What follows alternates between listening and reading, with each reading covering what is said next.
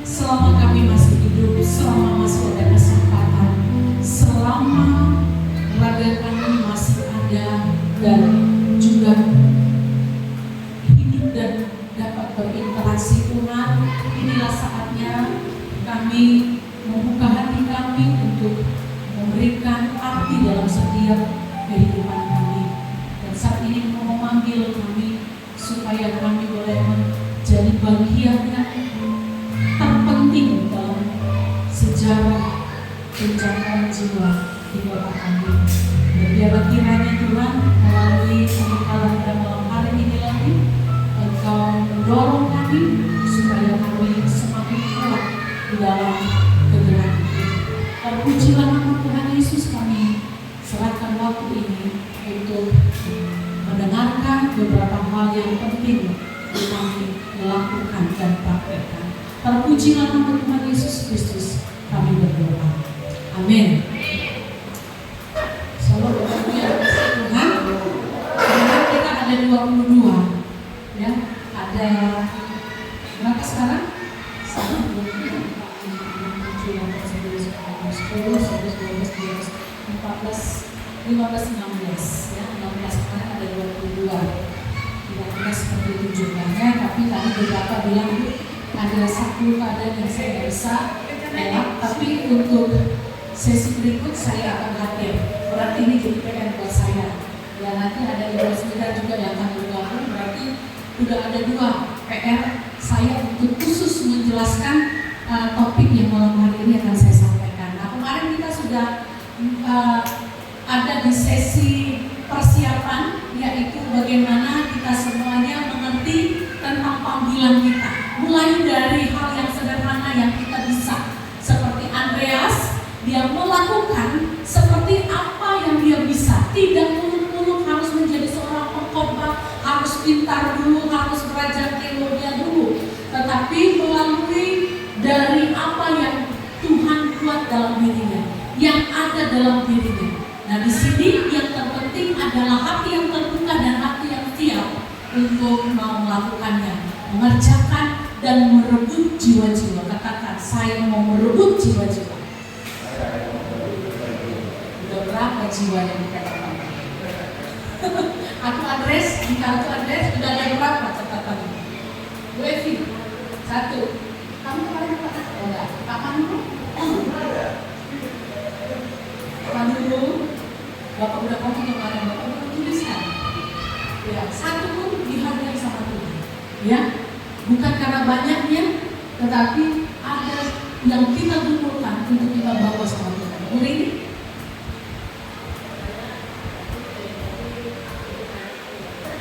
7, tapi kan sudah dicatat ya.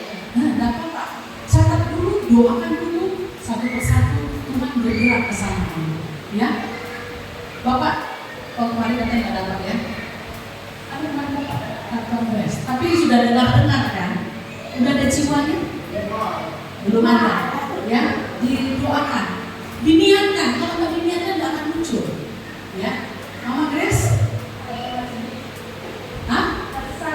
Masih 1. Puji Tuhan. Iya? Jangan diperparah. 1. Oke. Bu Rusi? 1.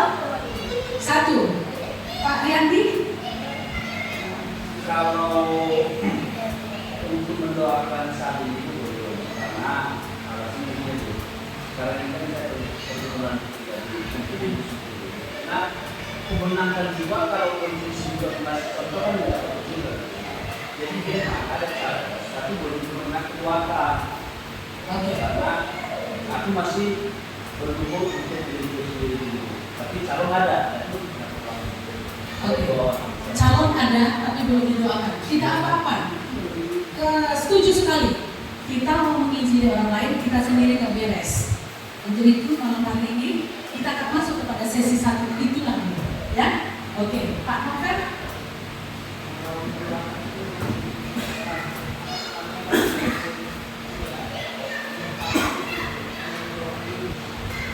Mendoakan nggak dicatat, yang namanya harus dicatat supaya kita betul-betul mendoakan. Jadi doa bukan hidup, tapi udah betul-betul doa. Ya, Pak ya, 3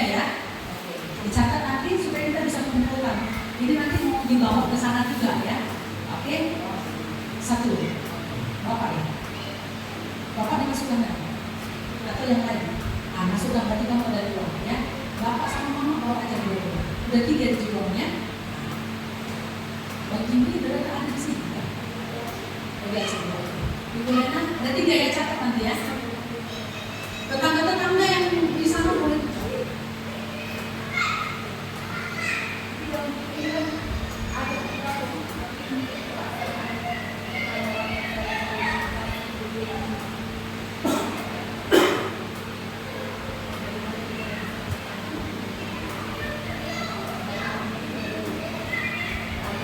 Ya, jadi mari kita segera eksekusi namanya.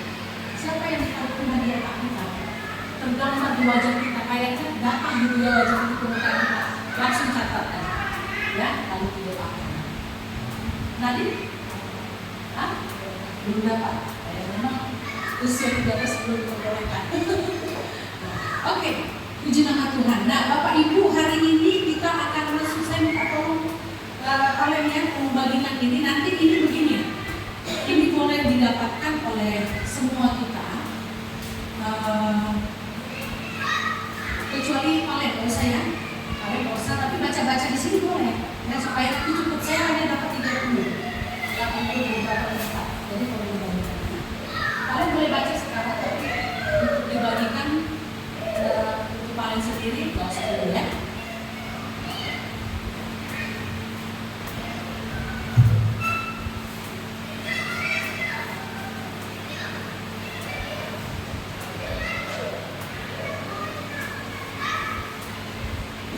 Nah, di dalam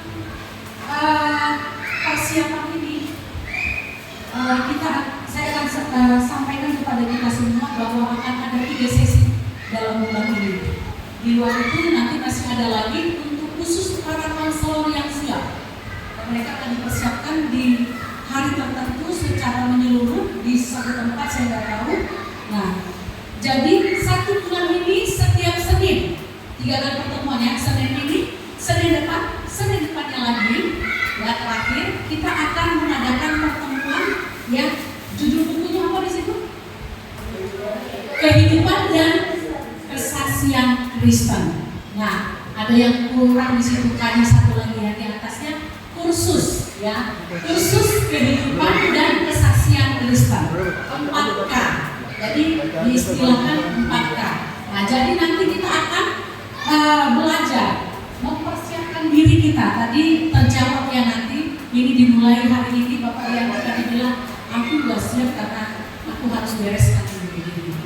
Nah itu betul. Sebagai orang yang melayani, tentunya kita pun harus juga belajar membereskan diri kita supaya menjadi kesaksian ya Kristen yang hidup. Nah terus malam hari ini saya mau pilih dulu sebelum kita lanjut. Saya mau pilih ini lagi, nah tolong dikasih satu-satu.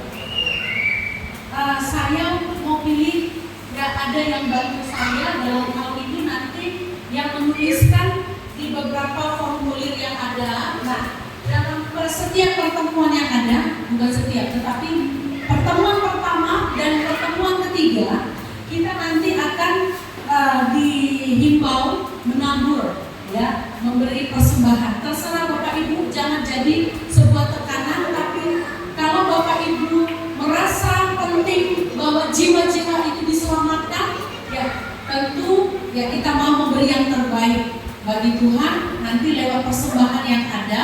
Nah nanti di sini ada pengurus yang saya pilih, nggak usah banyak-banyak, cukup satu aja yang membantu saya untuk menuliskannya. Berapa persembahan yang terkumpul nanti dicatat di sini, lalu tolong ditransfer kepada panitia. Dan uang ini bukan dikasih kepada gereja kita, tapi ini akan dipersembahkan kepada yayasan apa namanya ini? Yayasan apa? Kasih Medan. Jadi kalau dibandingkan apa yang mereka tabur untuk acara ini, ya tidak sebanding. Cuma mereka mau lihat apakah warga Medan serius, punya cinta, punya perhatian untuk jiwa-jiwa yang terhilang. Jadi nanti kita selesai ini, kita akan kumpulkan persembahan dan nanti akan dituliskan di laporan ini berapa persembahan uang 100.000, berapa persembahan uang 75.000, berapa persembahan yang 1.000 perak. Jadi semuanya nanti terdata di sini dan dikirimkan ke sana. Jadi nanti juga Bapak Ibu menuliskan juga formulir registrasi. Jadi semua kita nanti yang peserta di sini kecuali Valen dan Nadine, ya, nggak usah dapat ini. Nah, nanti ini diisi oleh kita dan ini akan dikirimkan langsung besok ke Medan. Sampai di sini paham ya? Bisa kita mulai? Ya, baik. Nah, ada satu amanat agung yang disampaikan sebelum Tuhan Yesus naik ke sorga. Apa itu?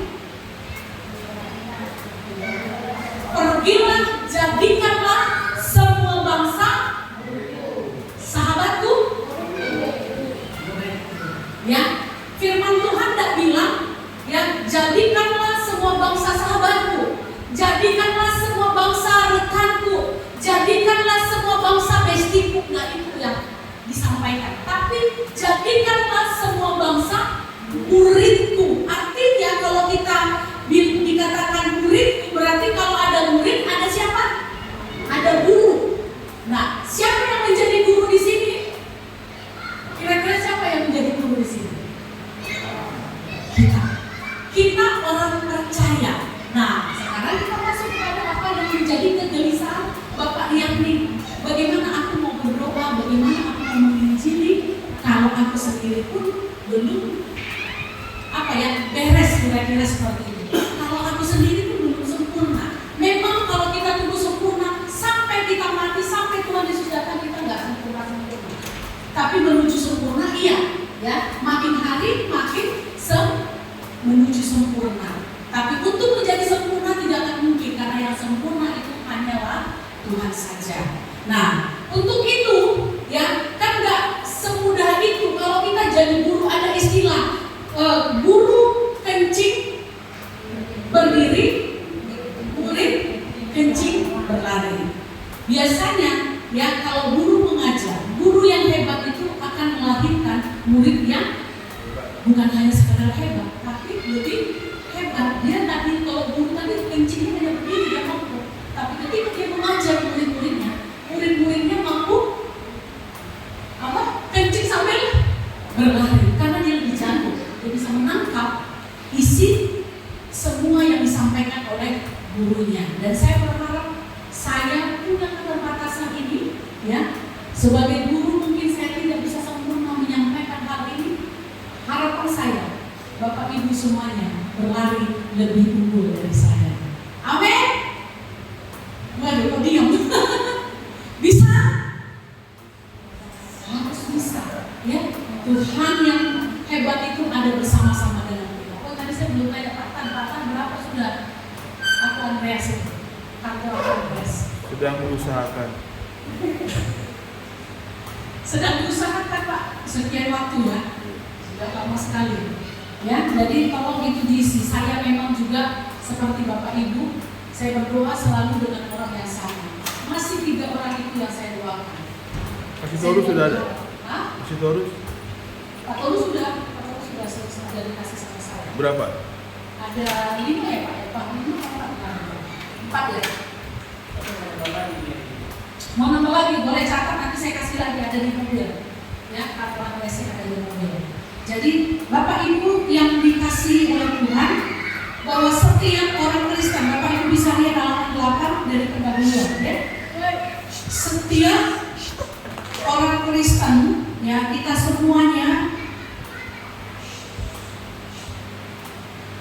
yang ingin mengenal Yesus Kristus dengan lebih baik dan ingin menceritakan tentang Dia kepada orang lain sebagai Tuhan dan Juru Selamat, dan dirancang untuk mendorong dan menguatkan Anda dalam melakukan kedua hal tersebut dalam perjalanan hidup Anda bersama Kristus. Nah, Bapak Ibu yang dikasihi oleh Tuhan, ya, buku ini dirancang yang pertama adalah kepada kita semua yang notabene sudah percaya Yesus Kristus. Itu yang pertama. Yang kedua, kepada mereka yang sudah percaya dan juga digerakkan oleh Roh Kudus untuk ambil bagian di dalam pekerjaan. Nah, memang Bapak Ibu, setiap orang itu pertumbuhannya beda-beda. Ada dia ketika dia dengar tentang Injil, dia percaya Yesus, dia menangis, dia bertobat, tapi dia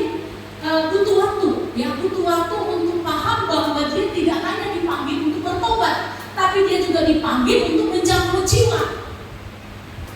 Nah, saya masih ingat ketika saya bertobat itu, saya bersyukur Tuhan segera memanggil saya, merebut hati saya untuk saya terpanggil melayani Tuhan. Bahkan saya rela jadi apapun, jadi budak pun di gereja. Saya rela ketika saya disuruh nyapu di gereja, saya begitu bahagia kesenangnya karena saya boleh menjadi bagian di dalam pekerjaan Tuhan. Nah, saya bersyukur begitu saya bertobat, terima Yesus dalam hati saya langsung muncul kerinduan untuk mengambil bagian di dalam pekerjaan. Nah, jadi Bapak Ibu yang dikasihi Tuhan, buku ini dirancang. Kehidupan dan kesaksian Kristen ini dirancang kepada mereka yang baru bertobat, dirancang kepada mereka yang sudah lama bertobat dan harus bergerak untuk menjangkau jiwa. Sekarang kita masuk kepada poin yang pertama. Yang ada 3 pembelajaran yang akan kita terima dalam beberapa waktu ke depan, 3 kali Senin ke depan ini. Yaitu yang pertama adalah pada poin pertama nanti sampai halaman berapa saya tidak tahu ya. Itu bagaimana menjalankan kehidupan Kristen yang efektif. Nah, nanti yang kedua, Senin depan kita akan belajar bagaimana membagikan Injil dengan orang lain. Kita sekarang kan mempersiapkan diri bagaimana menjalankan kehidupan Kristen supaya kesaksian kita ini dapat dilihat orang, dapat diterima orang, dengan mudah mereka ya menerima apa yang kita sampaikan karena kita sudah hidupi. Lalu yang ketiga nanti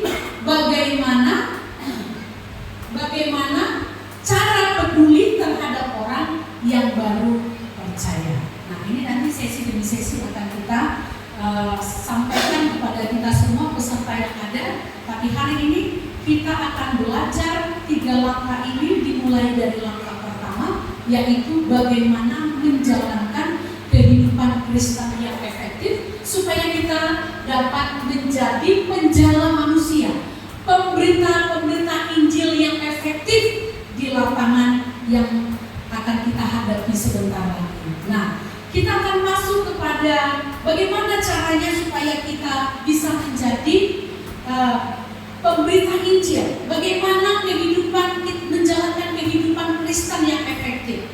Mari kita membuka apa yang dituliskan dalam kitab Roma pasal 8 ayat 26 sampai 38. Jadi kita baca dulu firman Tuhan ini ya.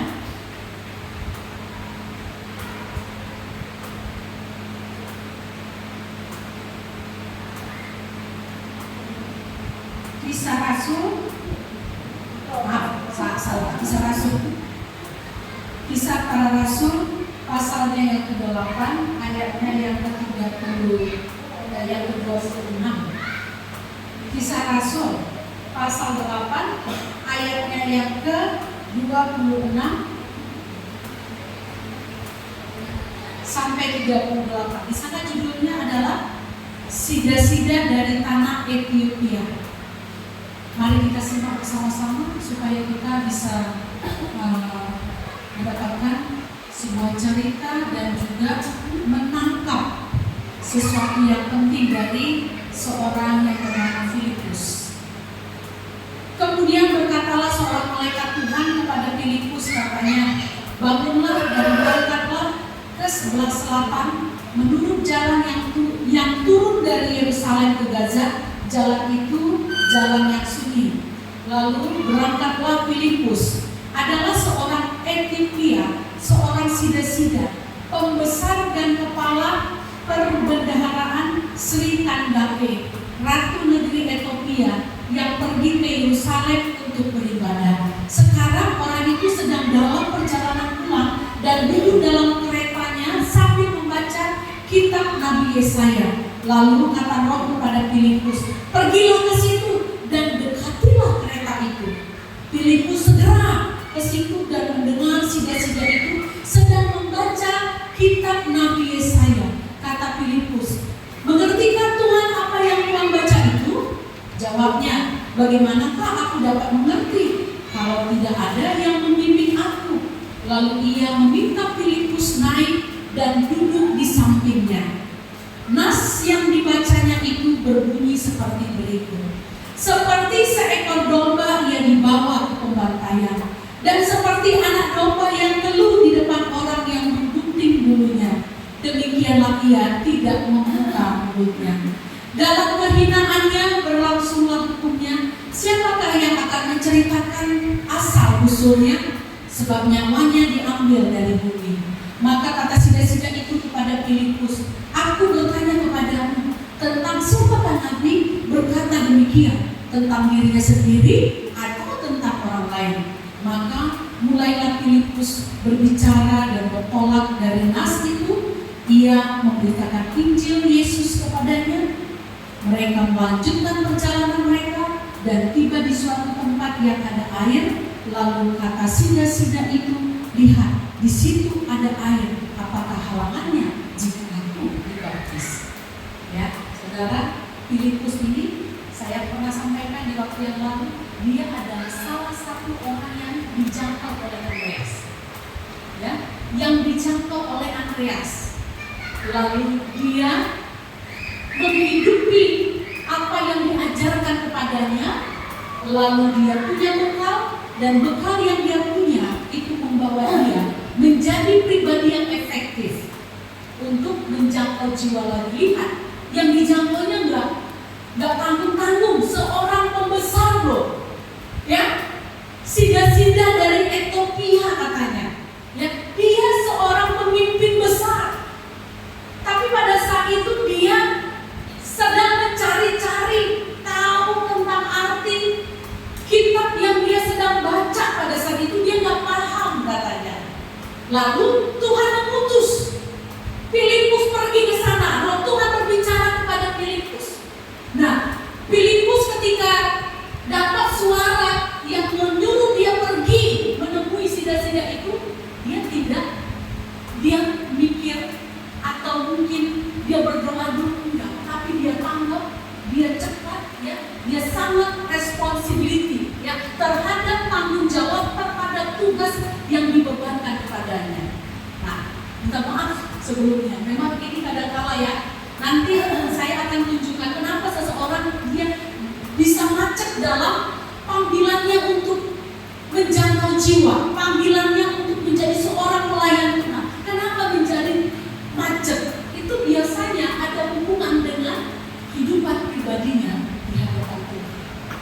Nah, jadi Filipus ini adalah orang yang sangat serius ketika dia sudah bertemu dengan Tuhan Yesus, ketika dia dilayani dengan orang-orang yang lebih senior, dia sungguh-sungguh mempelajarinya, dia sungguh-sungguh menghayatinya, dan dia juga sungguh-sungguh mengerjakannya. Itu sebabnya ketika Roh Allah berbicara di dalam telinganya, di dalam hati dan pikirannya, dia tidak berlama-lama, dikatakan bahwa dia segera. Arti segera berarti dia tidak mengambil waktu jeda, dia segera berlari. Andreas tidak melakukan sesuatu yang luar biasa kepada Filipus, tapi Filipus bisa menjadi orang yang lebih luar biasa. Dia bukan hanya bicara tentang kesaksian pribadinya, tapi juga dia mampu mengajar orang lain. Itulah yang kita baca hari ini, bahwa Filipus mampu mengajar dan memberi arti tentang kitab Nabi Yesaya kepada sida-sida itu. Dan apa dampak yang kita lihat? Sida-sida ini akhirnya dia bertobat, dia menerima Yesus sebagai Tuhan dan Juru Selamat. Dan pada saat itu juga sida-sida ini minta segera dibaptis. Dia bilang, di sini tidak ada air. Tapi ketika dia lihat ada air sedikit di sana, sida-sida itu langsung bilang, di sana ada air, bisakah aku segera dibaptis? Bayangkan Bapak Ibu, ya, dampak dari semangat yang kita punya itu luar biasa. Kalau kita punya semangat, kadang-kadang kita mau ragu ya dengan diri kita, apa aku bisa? Filipus juga mungkin di awal-awal tadi, tapi dia punya ya hati yang terbuka untuk itu. Ketika hatinya dibuka, maka Tuhan yang memperlengkapi semuanya sehingga dia bisa punya potensi untuk menjadi alat yang luar biasa. Nah, saya belum bisa seperti Filipus, ya, saya belum pernah melayani petinggi-petinggi untuk dia bertemu dengan Tuhan Yesus, untuk mengalami Yesus, dia bertobat. Dan saya tidak bisa bilang Pak Ganda itu adalah seorang petinggi yang kami pernah layani, menerima Tuhan Yesus, buang semua jimat-jimat, ya. Nggak tahu apakah itu masuk di dalam kategori itu, tetapi saya merasa saya belum seperti Filipus. Nah, Filipus ini punya karakter yang sangat luar biasa. Ketika dia bertemu dengan Tuhan Yesus, dia diajari oleh firman Tuhan, menghidupi firman Tuhan, maka hidupnya dirubah. Nah, kita melihat seorang Filipus, dia yang mengalami kehadiran Tuhan yang pertama. Orang yang efektif itu terlihat dari apa? Terlihat dari di dalam dirinya ada kehadiran Tuhan. Saya minta satu orang untuk membacanya supaya kita aktif, ya. Saya minta tolong Bapak Manduru baca poin pertama, kehadiran Tuhan. Oh, nggak bisa. Siapa? Pak Sinaga.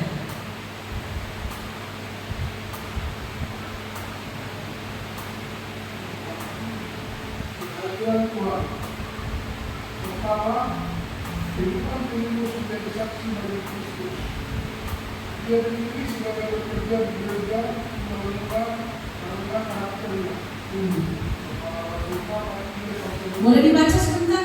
Satu orang langsung buka, jangan Pak Sinaga lagi biar kita cepat. Bisa langsung? Karena itu saudara-saudara, pilihlah 7 orang dari antaramu yang berkenan baik dan yang penuh roh dan hikmat, supaya kami mengatakan ucapan tidak itu, supaya kami sendiri dapat mengucapkan Injil dengan doa dan pelayanan firman. Itu diterima pada seluruh jemaat, lalu mereka menjadi Stefanus, seorang beriman, dan Roh Kudus, dan Filipus, Paulus, Nikanor, Timon, Parmenas, dan Nikolaus, seorang penganut agama yang dari Antioquia. Oke, di dalam itu ada nama Filipus keluarnya. Jadi orang yang karakternya terkenal baik. Nah, orang yang terkenal baik ini yang itu berarti ada kehadiran Tuhan dalam dirinya. Oke, lanjut.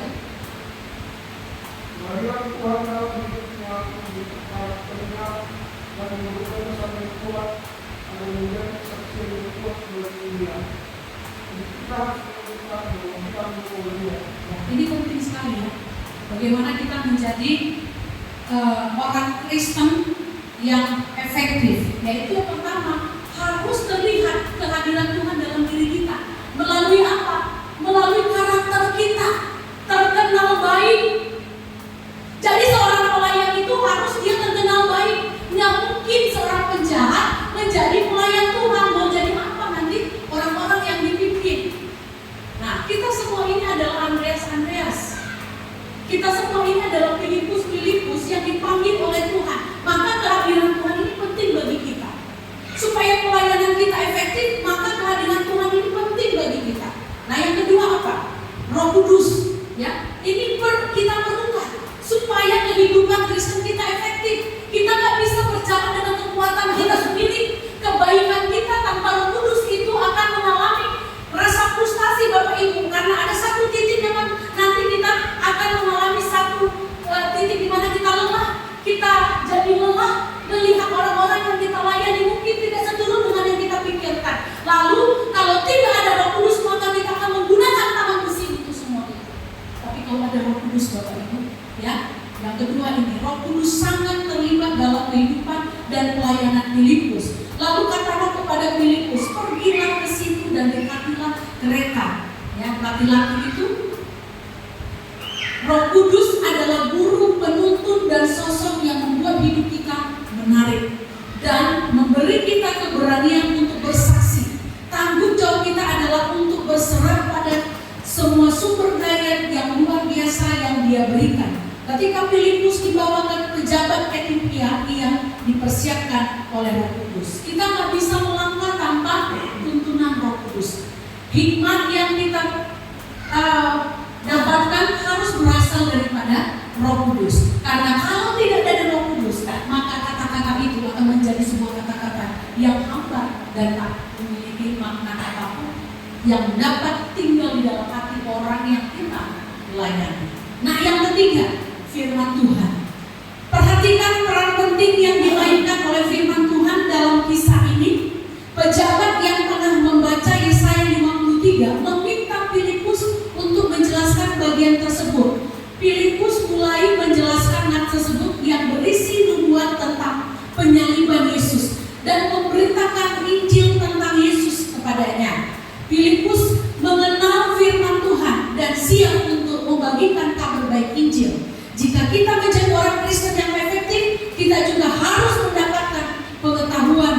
baik tentang ayat firman Tuhan untuk dibagikan kepada orang lain.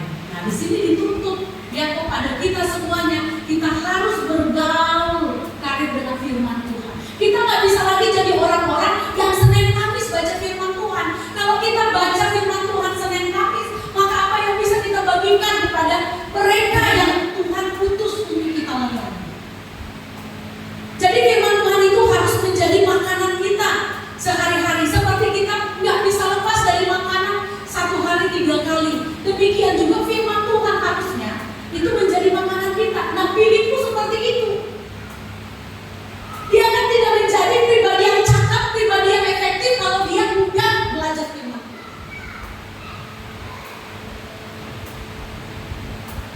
Itu yang ketiga. Keempat, ada kuasa Tuhan pada Filipus. Ya, ada faktor lain dalam kisah ini yaitu kedaulatan Tuhan.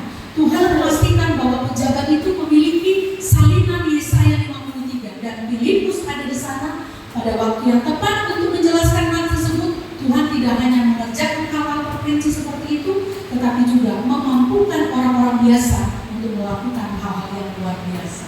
Seperti Filipus ya, orang biasa tapi mampu melakukan hal-hal yang luar biasa. Pak Sinaga bisa dipakai oleh Tuhan sekalipun orang-orang biasa, tapi harus ada di sana. Yang pertama tadi apa? Kehadiran Tuhan. Ya, kehadiran Tuhan itu terlihat dari mana? Dari cara hidup kita, karakter kita. Jangan sama lagi dulu, sekarang dan besok hidup kita sama-sama saja, nggak ada perubahan. Kalau kita di gereja menjadi orang yang setia datang beribadah, itu harus terlihat berbeda dari mereka yang sekali-kali datang beribadah. Ya kan? Kayak Filipus terkenal baik, maka dipilih untuk menjadi penatua di dalam gereja. Mula-mula. Lalu ada Roh Kudus. Roh Kudus ini sebagai penuntun, ya, kita untuk bisa mengerjakan. Lalu kita harus hidup di dalam firman Tuhan. Karena firman Tuhan ini adalah ya yang akan membawa kita ada di dalam hikmat yang luar biasa. Lalu ada kuasa Tuhan. Nah, bagaimana Tuhan ingin memakai Anda? Ya, ada 2 hal: menggenggam firman Tuhan. Nanti pada halaman 19 di situ menggenggam tangan Tuhan. Ada perbedaannya, menggenggam firman Tuhan dan yang kedua adalah menggenggam tangan Tuhan. Apa itu menggenggam firman Tuhan? Bapak Ibu lihat halaman 17 ya. Menggenggam firman Tuhan itu yang pertama dengan mendengarkan firman Tuhan. Nah, kita bisa lihat tabel di bagian belakang.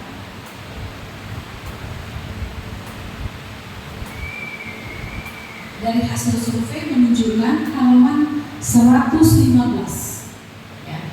Halaman 115 dari hasil survei menyatakan bahwa mendengar, membaca, mempelajari, menghafal itu punya porsi yang berbeda-beda.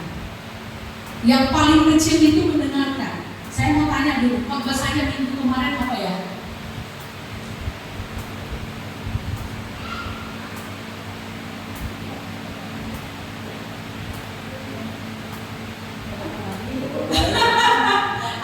Ini membuktikan ya, ini membuktikan survei. Orang itu lemah di dalam mendengarkan. Dia hanya punya kemampuan hanya 10% ya, mencerna maupun mengingat apa yang dia dengar. Jadi Bapak Ibu ya, kalau kita hanya berhenti di mendengarkan, maka kita akan rugi. Karena apa? Yang kita dengarkan kita bisa lupa. Padahal hari Minggu baru kemarin ya lewat. Iya kan? Baru kemarin loh, udah sampai 24 jam. Udah mulai terhapus ya. Temanya apa kemarin?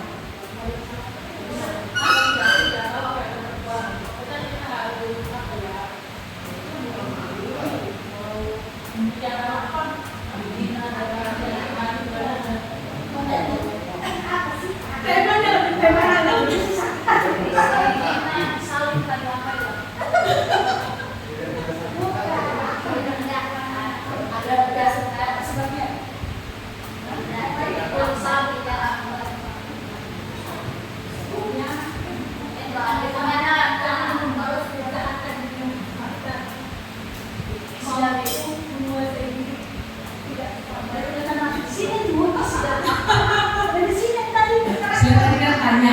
temanya?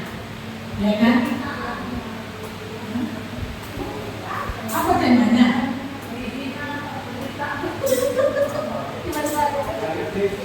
Hina dan pukulan terhadap Yesus Kristus. Pukulan dan hinaan terhadap Yesus Kristus. Iya. Nah ini survei membuktikan memang kita memang di dalam mendengarkan. Nah, lalu selanjutnya apa? Supaya kita ini efektif menjadi seorang Kristen yang dapat menjangkau jiwa dan juga membawa jiwa sungguh-sungguh mengenal Kristus melalui hidup kita. Nah, itu tadi kita pertama menggenggam firman Tuhan. Bagaimana cara menggenggam? Ya kita dengar firman Tuhan. Sekarang ini orang lebih suka dengar gosip daripada dengar firman Tuhan. Lebih suka duduk-duduk dengar cerita orang lain daripada dengar firman Tuhan. Siapa di antara kita yang baca firman Tuhan setiap pagi? Suami istri. Monggo. Setiap pagi saya kirim firman Tuhan, dibaca nggak yang saya kirim? Renungannya dibaca. Berarti kan ada ayat yang dibaca berarti ya. Itu penting Bapak Ibu. Saya tadi pagi berbicara sama Pak Tan, Pak, ayo kita mulai lagi dari kitab Kejadian. Nah, malas lah kitab Kejadian. 5 pasal, nggak cukup waktu lagi katanya gitu, karena bangunkan sinari agak lama, ya kan? Jadi kita renungan aja pakai buku renungan.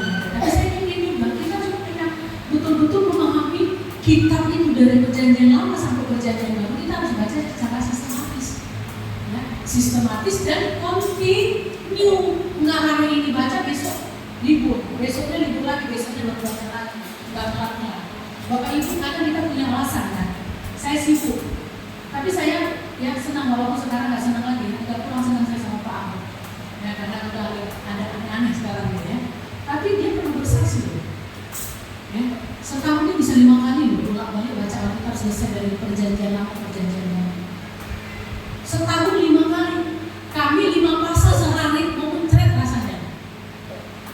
Apalagi kalau udah ketemu kitab yang panjang-panjang, satu pasal tuh panjang kali sampai 50 ayat. Iya kan?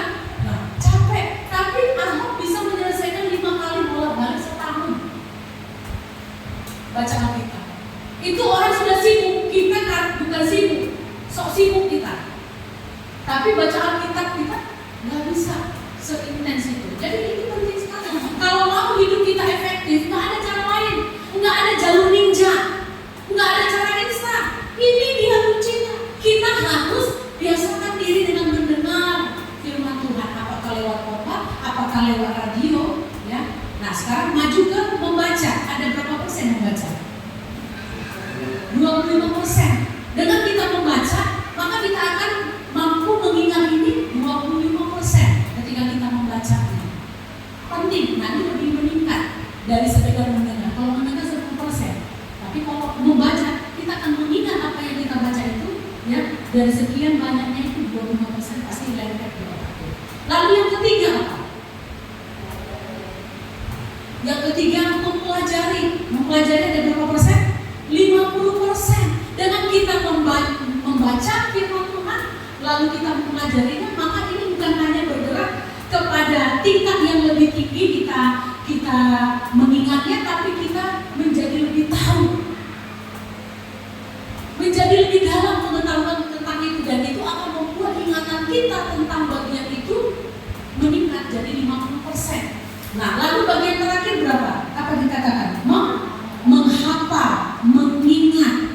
Nah, itu berapa persen? 100%. Nah, ada cara atau tips yang disampaikan oleh beberapa orang dan saya sudah lakukan itu. Dikatakan kalau mau berhasil menghafal firman Tuhan, maka ucapkan itu selama 1 minggu penuh. Ayat itu tidak boleh tidak kita ucapkan selama 1 minggu penuh. Ucapkan itu berulang-ulang, 1 hari 5 kali kita ucapkan, besoknya 5 kali, besoknya sampai 1 minggu, maka itu sampai tua pun kita tidak akan pergi dari ingatan kita. Sekalipun pikun, saya rasa juga itu akan ingat di sini, nggak akan pernah hilang dari memori kita. Ibaratnya kayak Yohanes 3:16 kan karena sering kita sebutkan, kita hafal, akhirnya kalau disebutkan pasti bisa ya. Pak Nurul coba Yohanes 3:16. Yohanes 3:16. Karena begitu besar kasih Oke.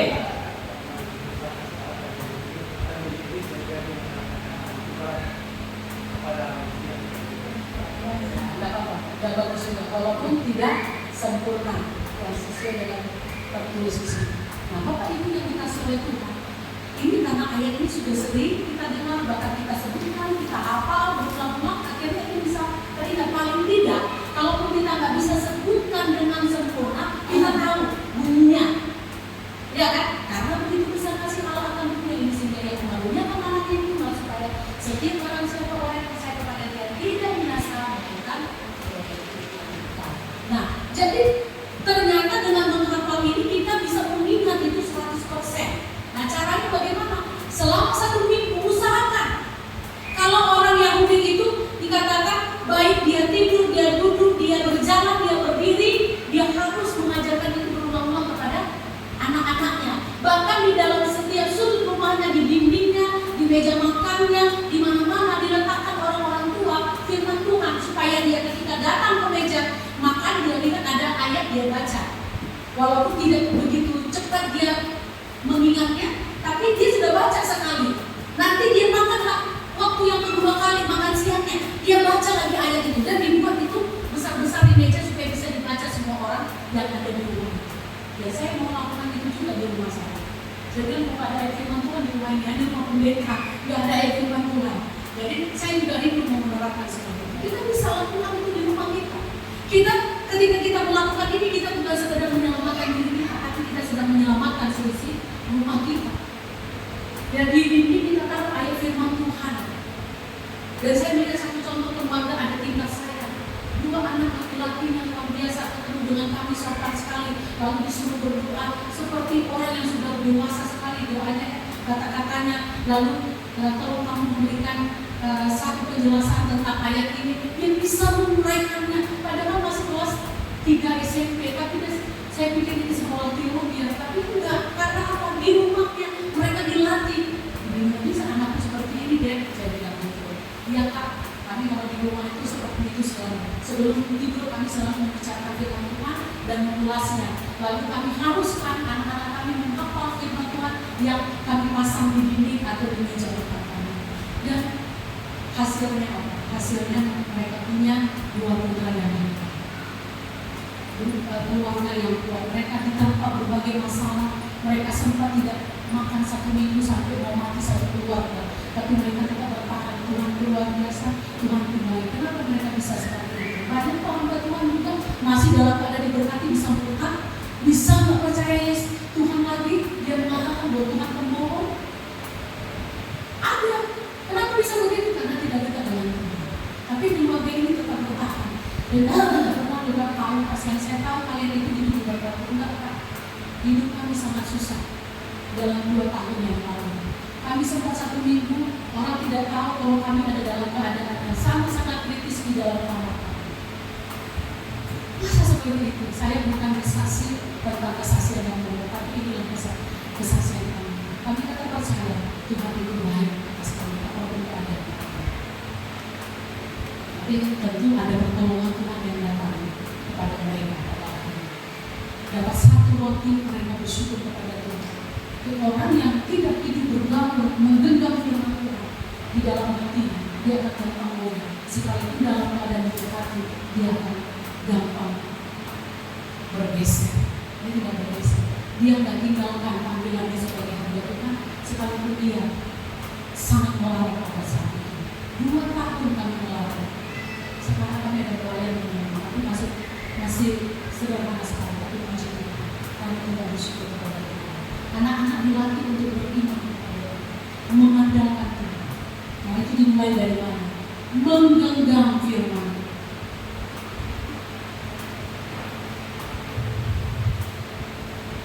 Lalu yang kedua, menggenggam tangan Tuhan. Menggenggam tangan Tuhan maksudnya apa? Boleh dibaca oleh kedaulatan Tuhan nanti. Kehidupan Roh Kudus, firman Allah dibacakan oleh sampai 5 dibacakan oleh Lucy.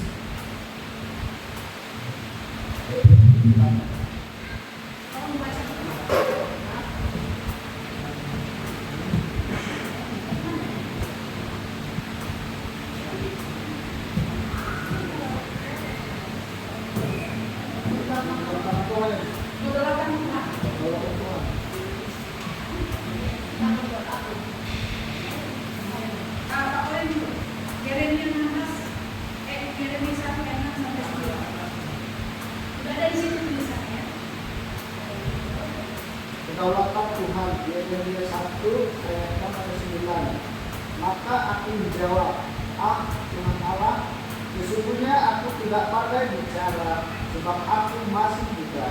Akan tetapi firman Tuhan kepadaku, jangan katakan, aku masih muda, tetapi kepada siapapun engkau menunggu, haruslah kau pergi, dan apapun yang diberikan kepadamu, haruslah kau sampaikan. Jangan takut kepada mereka, sebab aku menyertai engkau untuk melepaskan engkau. Demikianlah firman Tuhan. Yang kedua, kehidupan.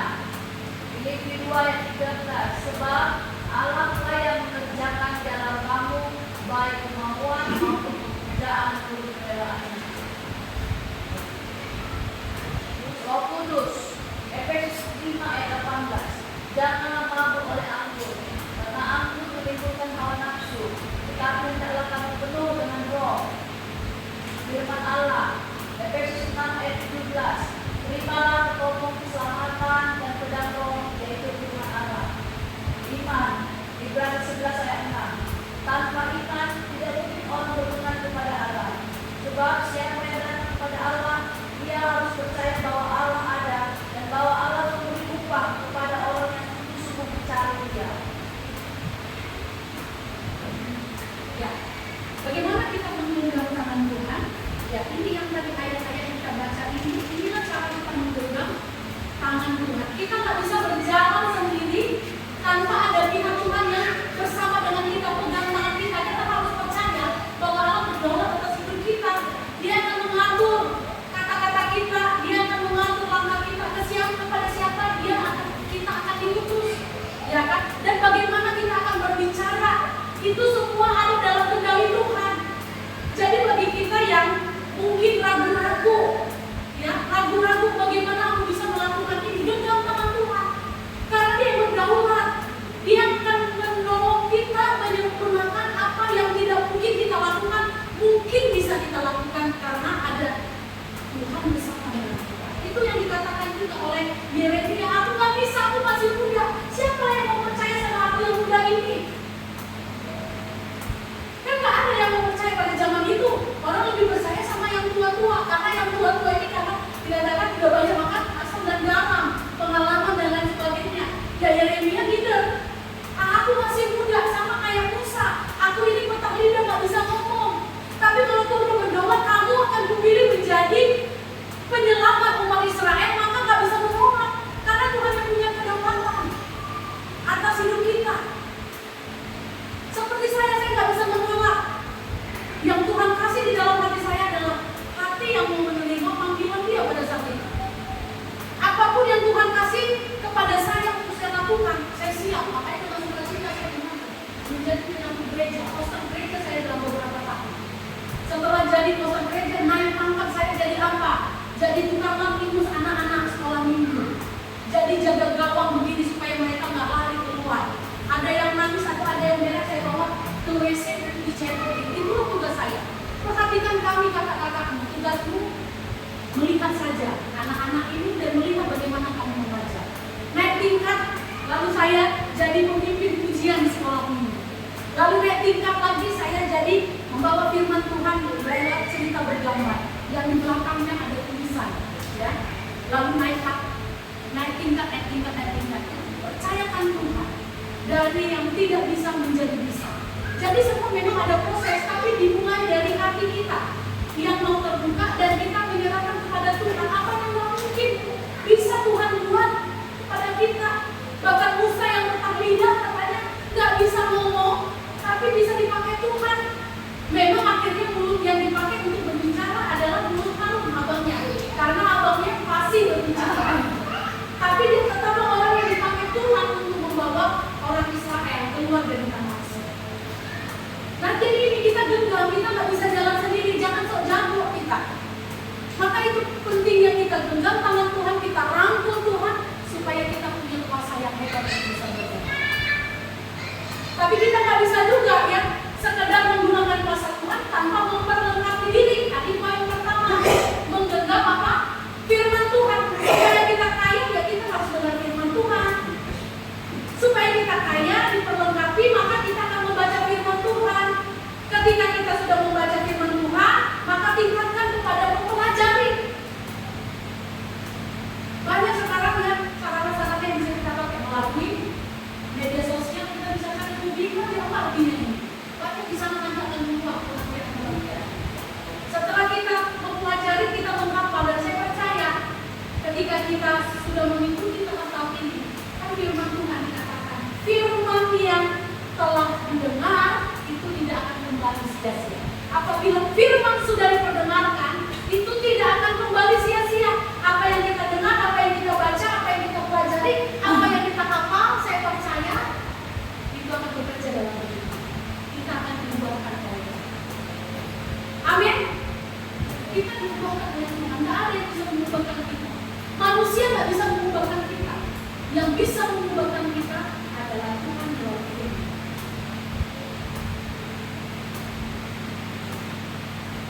Iman bertumbuh dari pendengaran. Jadi bergaul kali Pak dengan Tuhan. Nah setelah ini baru kita tadi masuk ke poin kedua tadi ya, menggenggam tangan Tuhan. Kita sudah penuh dengan ilmu pengetahuan. Kita sudah penuh dengan firman Tuhan. Kita sudah hafal luar kepala. Tapi kalau kita enggak pergunakan kuasa Tuhan atas diri kita, ini yang kita harus berjalan di jalan Ulangan 20. Ketika kita menerima Yesus Kristus dalam hidup kita, semua janji Tuhan tersedia bagi kita, katakan amin.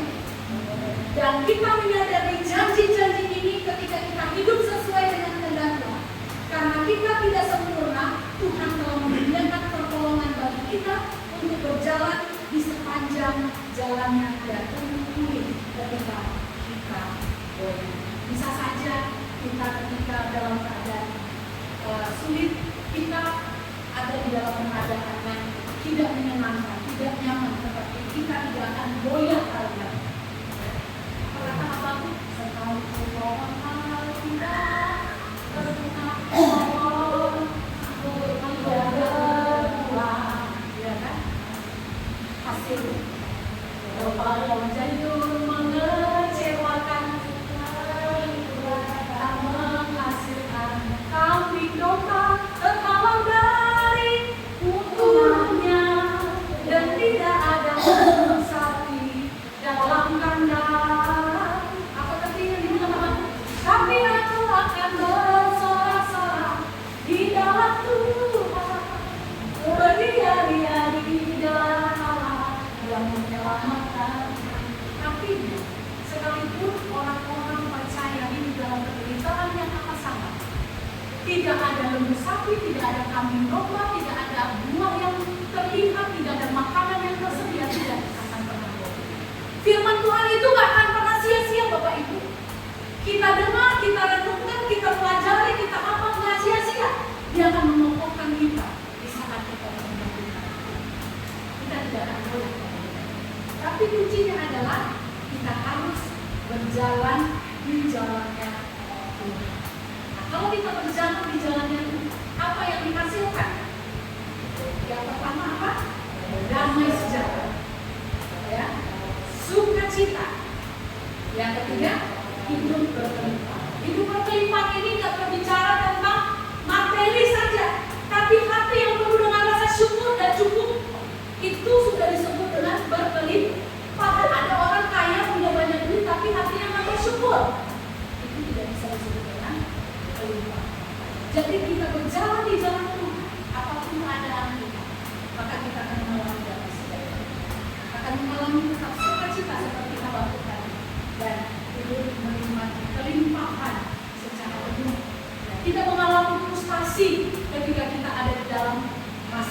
kegelapan. Tapi kalau kita berjalan dengan kekuatan kita sendiri, jalan manusia yang kita pilih, maka yang ada adalah diri kita akan tambah berdosa. Karena bisa jadi kita mengumpat Tuhan karena semua kekecewaan, semua derita yang kita alami. Roma 7 ayat 18 dikatakan, sebab aku tahu bahwa di dalam diriku yang tetap biadab tidak ada sesuatu yang baik, sebab menghendaki yang baik memang ada padaku, tetapi melakukan apa yang baik tidak. Ya. Yang ku kehendaki adalah melakukan apa yang baik, tetapi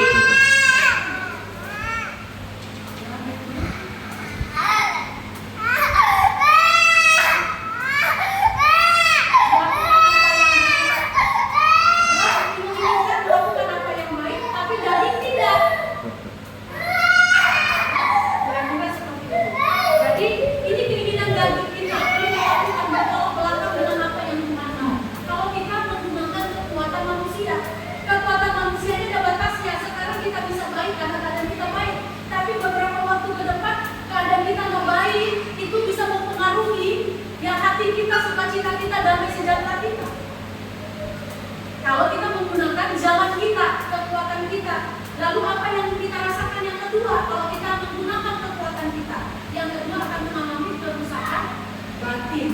Sebab dari dalam hati orang timbul pikiran jahat, percabulan, pencurian, pembunuhan, perzinahan, keserakahan, kejahatan, kelincikan, hawa nafsu, iri hati, hujat, kesombongan, dan kebebalan. Inilah yang akan terus merusak batin kita. Lalu yang ketiga, keinginan jahatlah yang akan muncul di dalam diri kita. Yang Yakobus 1 ayat 13-15 mengatakan, apabila seseorang dicobai, janganlah ia berkata, aku sedang dicobai oleh Allah, sebab Allah tidak dapat dicobai oleh yang jahat, dan dia sendiri tidak mencobai siapapun. Namun tiap-tiap orang dicobai oleh keinginannya sendiri, karena ia diseret dan dipikat olehnya. Apabila keinginan itu telah dibuahi, ia melahirkan dosa. Apabila dosa itu sudah matang, ia melahirkan maut. Keinginan egois atau dosa apa yang telah menarik saya, dan apa yang harus saya lakukan untuk kembali ke jalan Allah.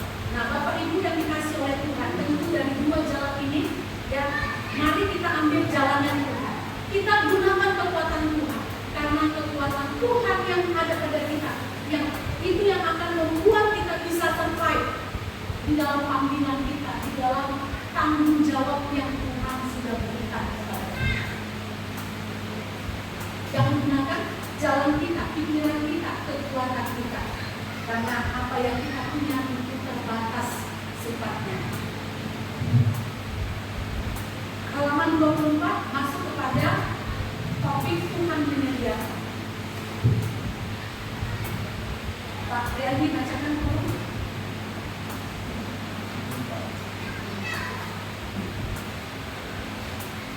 Tuhan menyediakan. Firman Tuhan memberitahu kita bagaimana Tuhan dengan penuh kasih menyediakan jalan di mana orang miskin yang tersesat dapat kembali ke dalam Tuhan dan dipulihkan ke dalam persekutuan dengan Kristus.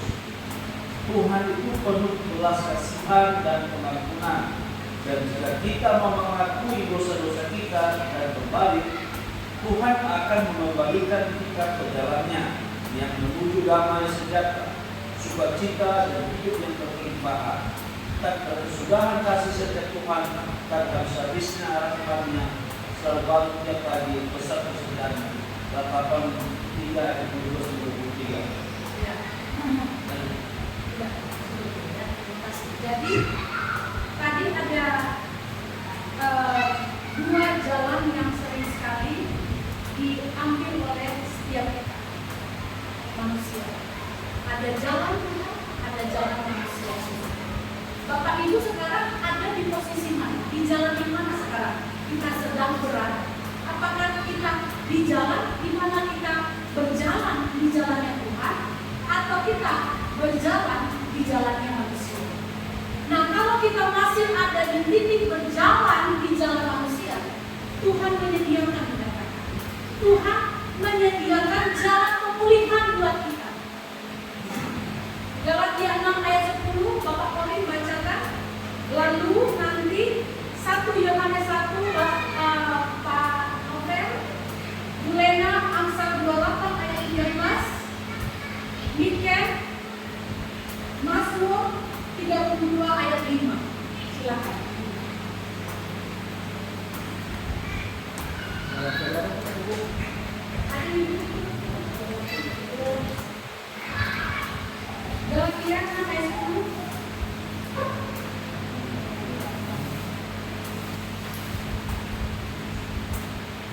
jangan salahkan dulu. Karena itu selamanya masih ada kesempatan bagi kita.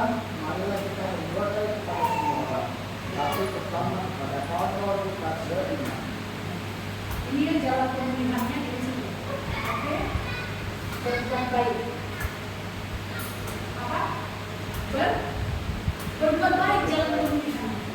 Ya. Kepada siapa? Iman. Saudara. Kepada semua orang, tapi terutama lebih dulu kepada saudara seiman. Kita nggak mungkin baik sama orang Islam sana sebelum kita baik sama saudara seiman kita dulu. Sebelum kepada saudara seiman kita dulu, kepada keluarga kita dulu, dimulai dari diri kecil. Oke. Lalu Yohanes, 1 Yohanes. Yohanes 1:9. Jika kita mengakui dosa kita, maka Ia adalah saksi yang adil, jika Ia akan mengampuni segala dosa kita dan menyucikan kita dari segala kejahatan. Ya, mengaku dosa ini dia kunci. Untuk jalan pulang, kita bisa berjalan di jalan yang benar, mengakui dosa kita. Kita harus menyadari bahwa saya orang berdosa. Jangan bilang saya orang baik ya. Saya dengar ada satu orang ibu bilang, saya ini orang baik bu. Tuhan tahu saya orang baik. Ini saya dengar ya. Saya itu pendeta, saya bilang saya orang baik. Tapi dia mengakui saya orang baik. Ya. Tidak ada di dunia ini orang yang baik. Hanya Tuhan. Dan kita semua sudah ajar ke dalam dosa. Dan kita mengakui kita adalah orang berdosa. Harus kita akui dosa kita ini. Lalu yang kedua,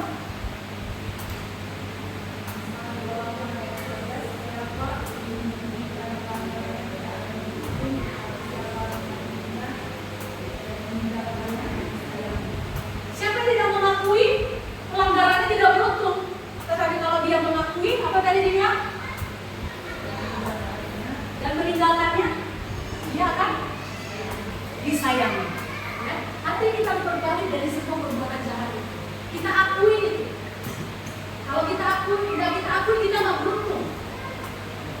Jadi kalau kita mengakuinya dan berbalik dari jalan yang salah, kita akan disayangi. Lalu yang ketiga, Mazmur 32 ayat 5. Dosaku kuberitahukan kepadamu dan kesalahanku dapat kusembunyikan. Aku berkata, aku akan mengaku kepada Tuhan pelanggaran-pelanggaranku dan Kau mengampuni kesalahan karena dosaku. artinya kita harus mengakuinya lagi ya di hadapan Tuhan dan menunjukkan yang dosa malu ngomong sama Tuhan lah tentang dosa kita. Mungkin dengan manusia kita malu ya mengakui kesalahan kita, dosa kita. Tapi sama Tuhan nggak usah malu. Ungkapkan aja, Tuhan tadi aku mencuri, Tuhan tadi aku berbohong, Tuhan tadi aku begini, aku tadi lihat ini, aku lihat itu, ya. Akui aja di hadapan Tuhan. Karena tidak ada dosa yang tidak bisa disucikan oleh Tuhan, ya. Walaupun merah seperti kain kermizi akan menjadi putih seperti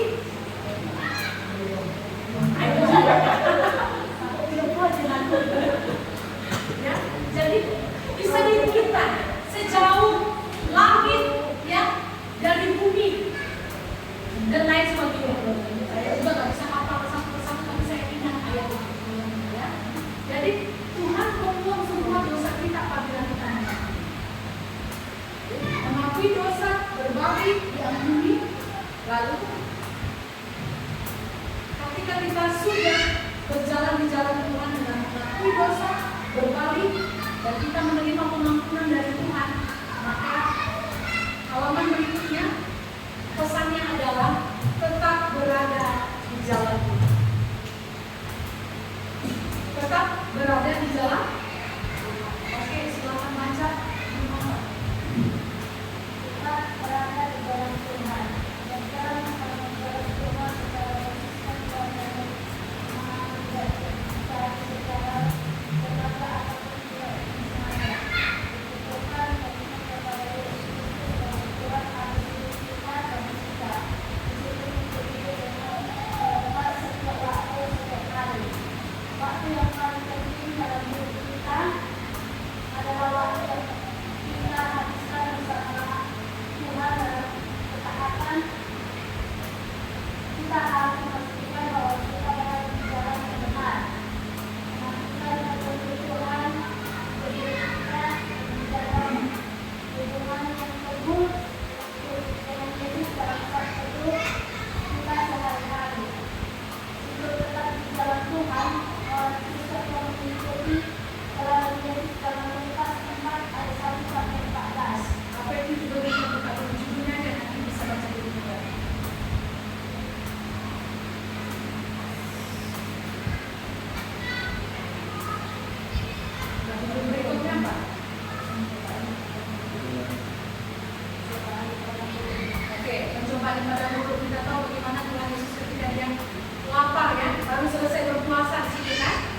Nah, cobain yang ditawarkan di segala harta dunia ini, kemewahan dunia, bahkan batu-batu disuruh disuruh dibuat jadi roti dia nggak mau apa gitu kan? Terus dalam permintaan yang ditulis kepada orang-orang itu senjatai dengan kitab suci yang digunakan supaya kita berani. ya.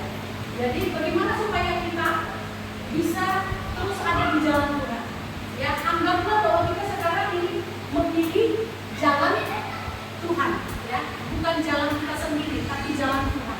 Anggaplah kita sudah ada di fase ini. Nah, bagaimana kita mempertahankannya?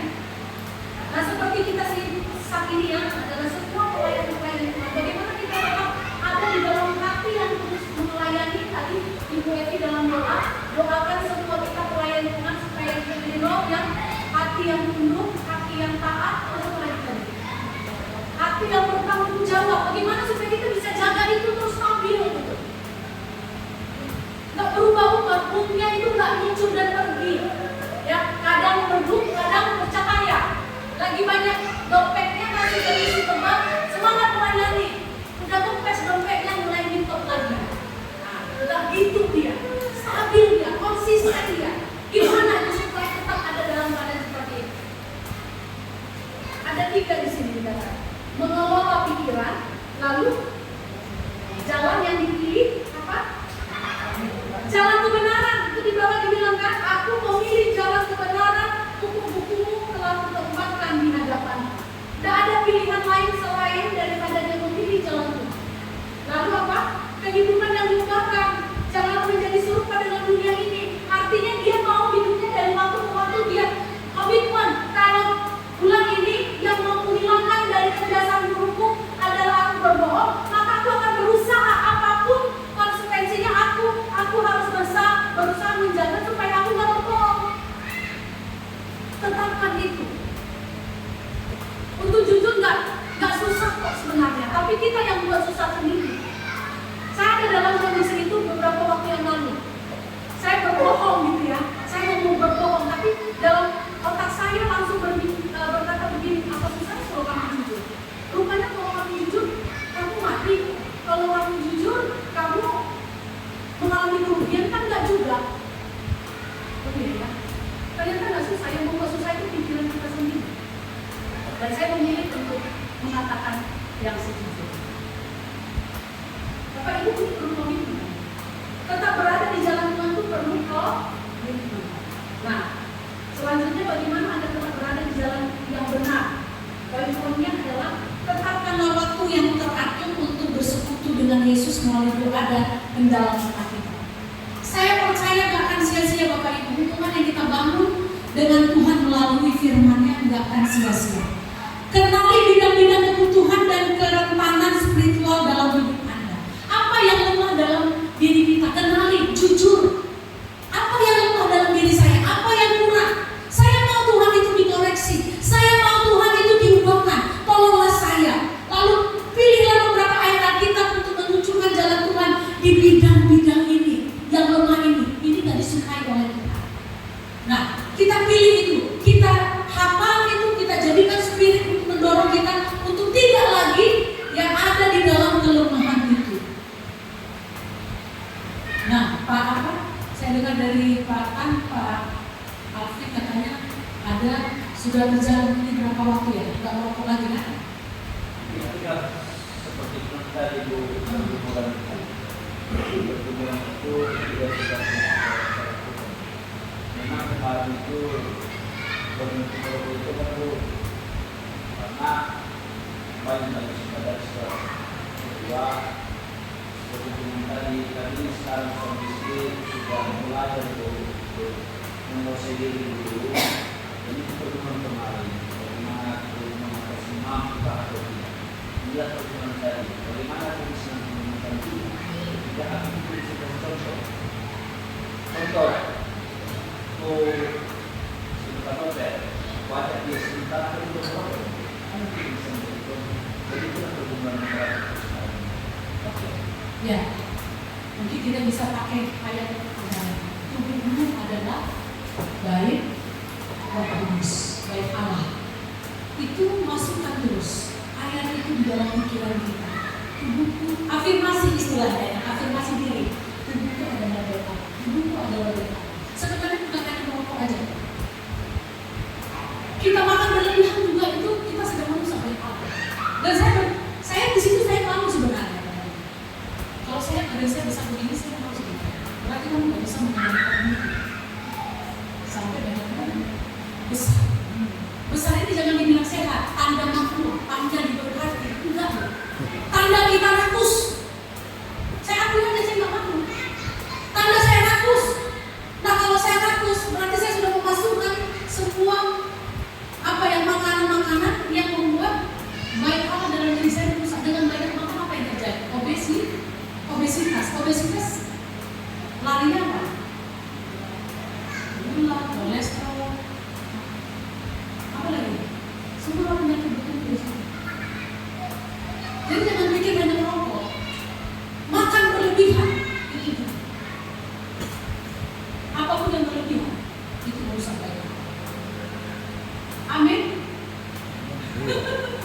Ini bertobat saya ya. Pak Cinaga bertobat ini. Nah, ya itu carilah ayat-ayat yang memberikan kita afirmasi supaya kita bisa bangkit. Bisa, saya bisa. Nanti bisa ngobrol dengan Pak Tan, gimana dia punya apa? Sebenarnya keinginannya nggak ada, tapi ada semacam tekad yang kuat. Aku harus bisa nanti bisa mungkin cerita ya. Pak Tan itu perokok itu bukan hanya perokok, pemimpin juga, tapi bisa. Semua itu dimulai dari sini ya, mengelola pikiran. Afirmasi dengan ayat. Kalau sudah dengar afirmasi dengan ayat, bisa juga kita afirmasi terhadap rasa cinta kita kepada diri.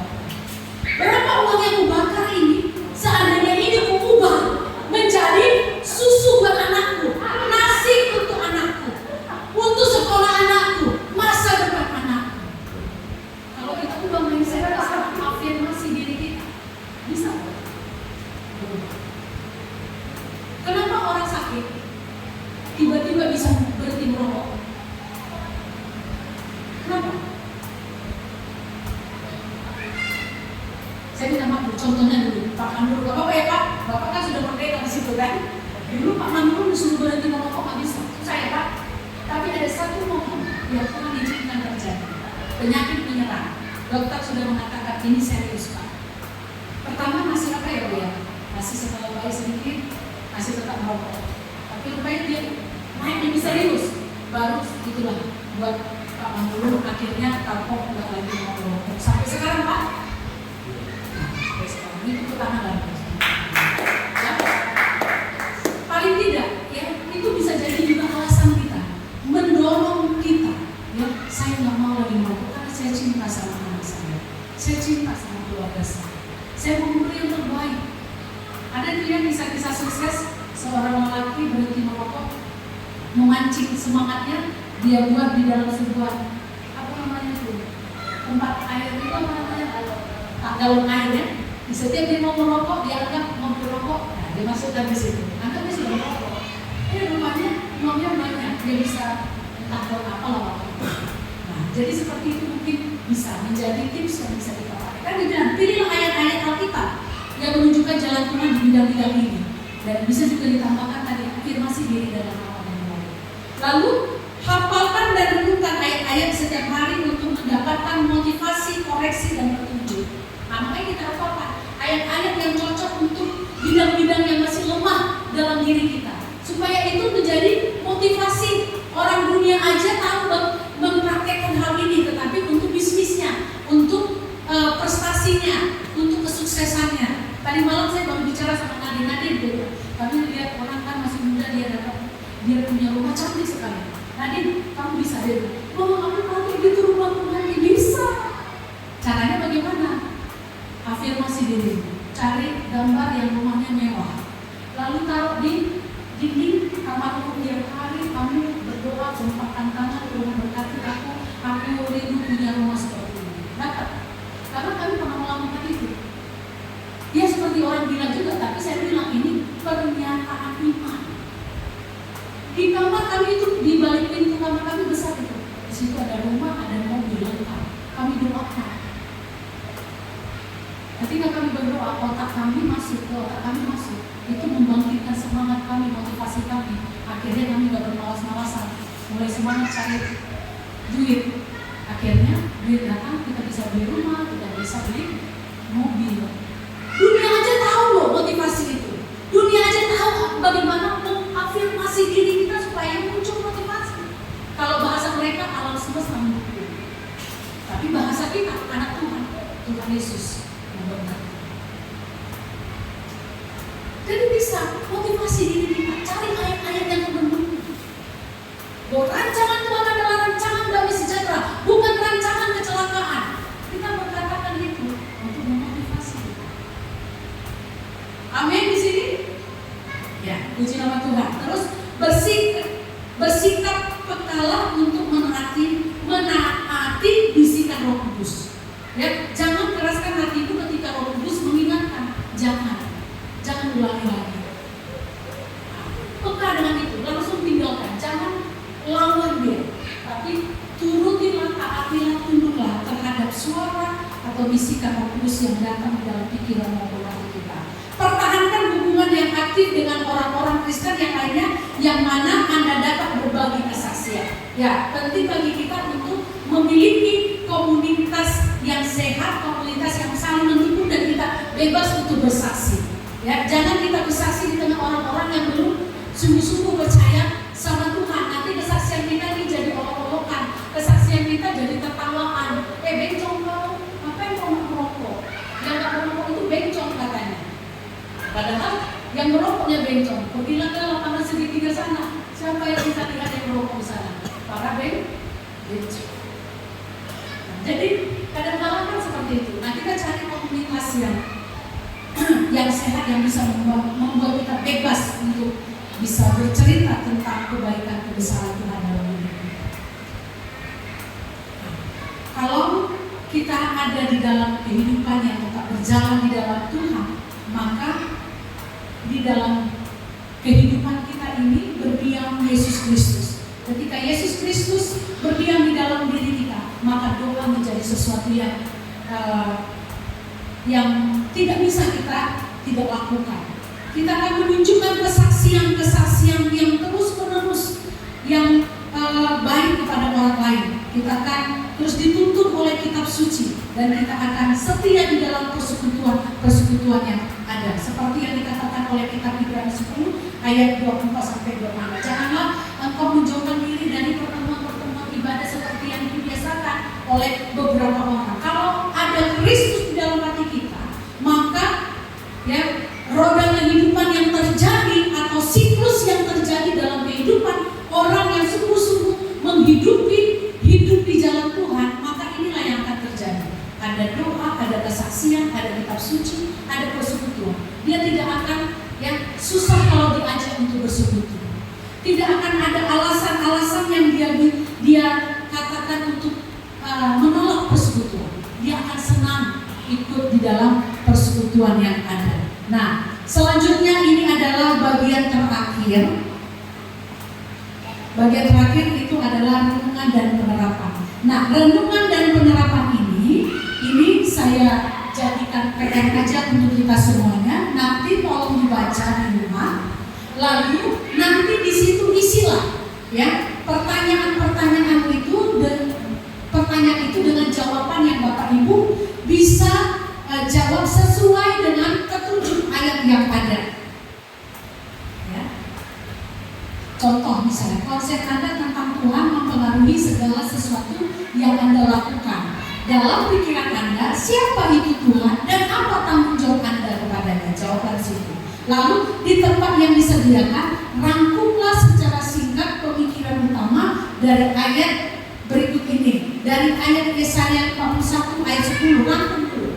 Ya, konsep kita tentang siapa Tuhan, ya kan?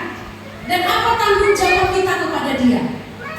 Nanti 1 Korintus 1 ayat 26-29 juga seperti itu. Filipi 4 ayat 13 juga nanti masih berbicara tentang siapa Tuhan dan apa tanggung jawab kita. Kita rangkum sesuai berdasarkan ayat yang ada.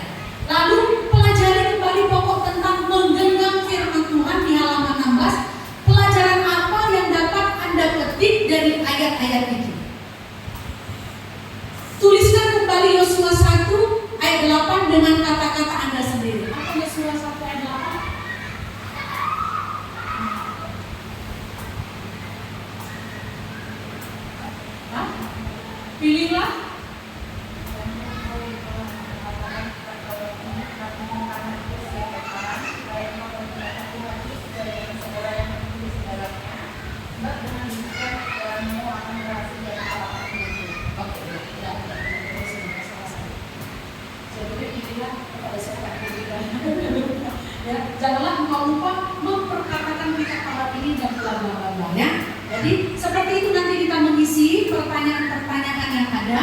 Lalu pada halaman 35, mengapa beberapa orang percaya bertumbuh di dalam Kristus untuk menjadi orang Kristen yang dewasa, seimbang dan berbuah hidupnya, sementara yang lain menghabiskan sebagian besar hidup mereka dalam keadaan kalah, frustasi dan tidak berubah. Nah, ini ada banyak pertanyaan kalau kita kerjakan hari ini, tentu ini tidak bisa kita kerjakan semuanya.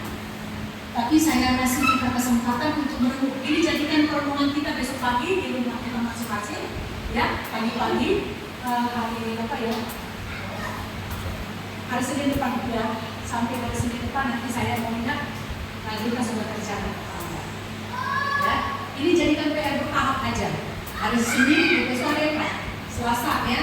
Selasa renungkan dulu di halaman 32 ya kan, sampai Filipi itu ya. Lalu nanti hari Rabunya renungkan halaman 33 tentang pelajari kembali pokok tentang menggenggam firman Tuhan.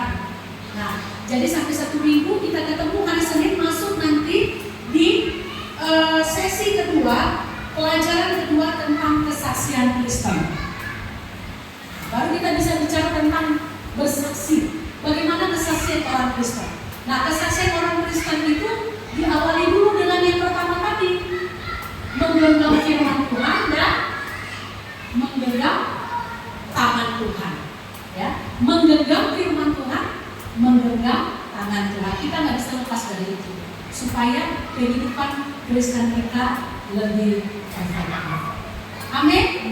Bapak Ibu jenuh nggak mengikuti kursus? Namanya juga kursus, berarti Bapak Ibu belajar, nggak dengan khotbah. Ya, kita belajar. Kalau kami di sana kemarin selama 3 hari juga memang mencari. Dan baru tadi saya paham. Jadi saya lihat orang lain, begitu rupanya. Jadi makanya kenapa kami nggak dikasih kemarin itu untuk sampaikan sebelum waktunya? Karena pihak BGEA itu mengulang kembali. Karena kemarin kami seperti orang bingung-bingung apa maksud Bapak ini menceritakan ini.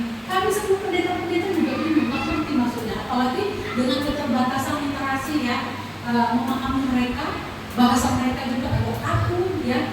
Kami disuruh menggunakan ini dan saya lebih nyaman yang ini. Disuruh pakai ini dan pakai PPT. Udah pakai PPT juga, tadi juga macet. Pakai ini juga, itu bingung bagi saya. Jadi saya lebih suka pakai ini gitu. Yang Bapak yang punya. Jadi barulah tadi mengikuti lagi, walaupun cepat mereka, oh ini rupanya begini rupanya caranya. Jadi kalau kemarin masih berabah-abah kan, itu berabah-abah. Nah, jadi kalau seperti ini memang kalau kita nggak biasa membosankan. Ya saya maklum Bapak Ibu tadi dari bawah ada yang punya begini, tapi ada yang masih terang. Ya itu kan dalam kita semua ya. Bisa bertanya. Namanya juga kursus ya. Kalau kursus berarti kita belajar. Ya. Jadi mari kita memulai kehidupan Kristen yang efektif ini dengan poin pertama tadi apa? Menggenggam firman Tuhan, menggenggam tangan Tuhan. Ini 2 pola yang kita harus hidupi supaya kita memiliki kehidupan Kristen yang efektif, supaya kita bisa menjadi saksi Tuhan yang efektif. Itu masuk ke Senin kedua minggu depan. Dan saya berharap ya walaupun tidak semua nanti akan jadi konselor, ya, saya berharap kita semuanya eksis sampai 3 kali pertemuan. Terakhir di minggu ketiga kita akan bertemu selesai nanti. Bapak Ibu, siapa yang rindu ada di bagian yang sangat indah dalam pekerjaan Tuhan di bulan ini, masuk dalam kumpulan orang-orang yang dipakai Tuhan untuk menjangkau jiwa. Siapa yang siap dan bersedia? Halo? Siapa yang siap dan bersedia? Ya, kalau Bapak Ibu nggak bersedia, Tuhan nggak rugi. Tapi saudara yang rugi ketika saudara dan saya tidak bersedia.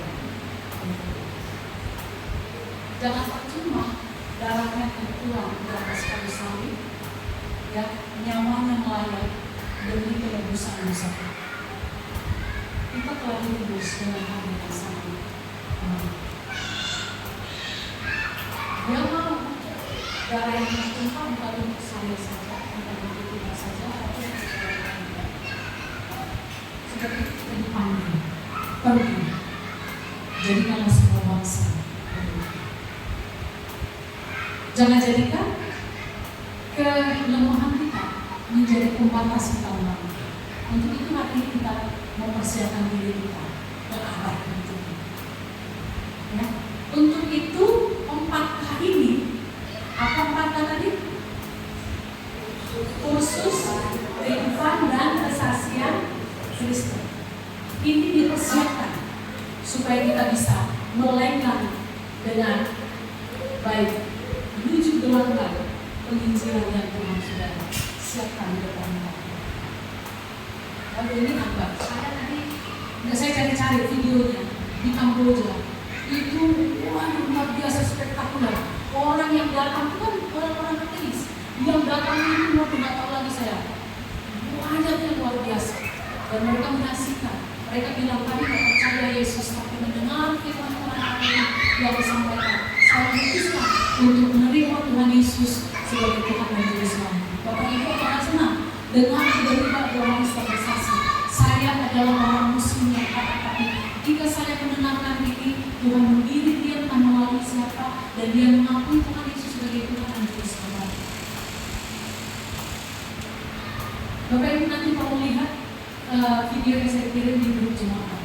Hari-hari ini gereja sedang berdiri, ya, kepada pengajaran oplosan, sama kayak BB dan oplosan. Ya, gereja sedang dikirim di bawah hanya untuk membuat orang sukacita, orang senang dengan berita firman Tuhan tentang kehidupan yang makmur, diberkati, sehat, berlimpah. Tapi tidak yang serius untuk membicarakan Injil Tuhan kepada jemaat. Bagaimana jemaat itu hidup di dalam perkembangan dan membangun orang lain. Seperti visi-visi kita. Apa visi-visi kita? Kita gak bawa di sini.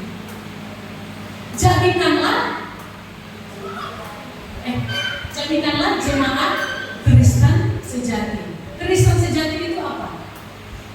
Menyadari dirinya adalah orang berdosa, lalu bertobat,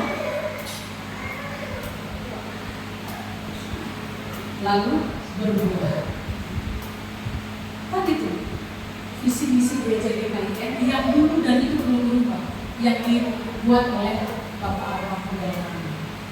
Mari kita jadikan kita ini ya menjadi visi yang demikian besar menjangkau jiwa-jiwa kita sudah bisa.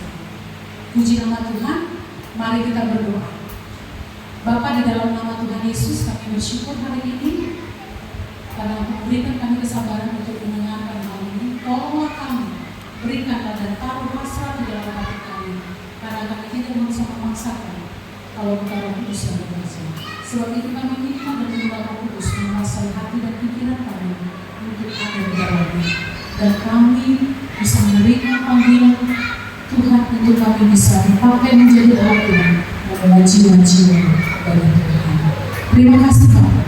Teruskanlah pengajaran ini, kursus ini kepada setiap kami di dalam nama Tuhan Yesus Kristus kami berdoa. Amin. Ya Bapak Ibu, seperti yang tadi saya katakan, kita akan menabur ya di tempat di mana Injil Tuhan akan diberitakan. Seberapapun tidak dipaksakan, ya seberapapun yang Bapak Ibu bisa tabur untuk pekerjaan Tuhan, ya berikanlah.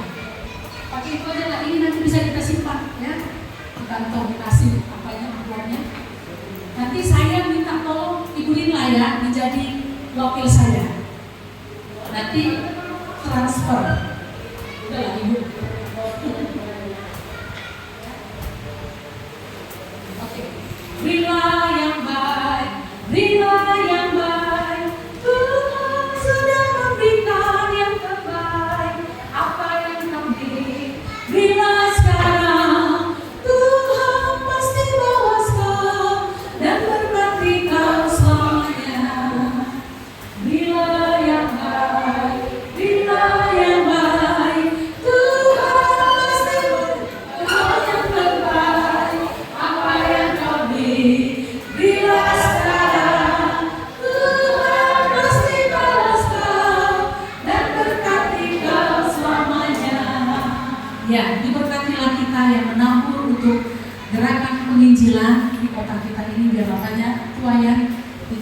saksikan.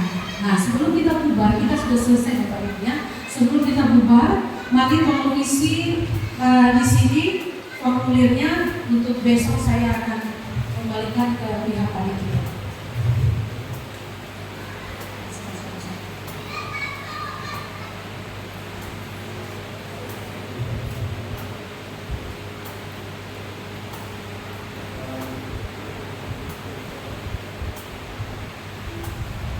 Bapak Ibu sudah terima pulpen? Ya, masing-masing sudah ada pulpennya, isi ya. Yang di atas itu informasi pribadi, maksudnya nama atau data kita pribadi. Lalu di bawah itu gereja atau informasi organisasi, nama gereja, nama pendeta, ya nama pendeta Bapak Ibu, siapa di sini, nama depannya ya gitu. Nanti kalau ada yang tidak mengerti boleh ditanya.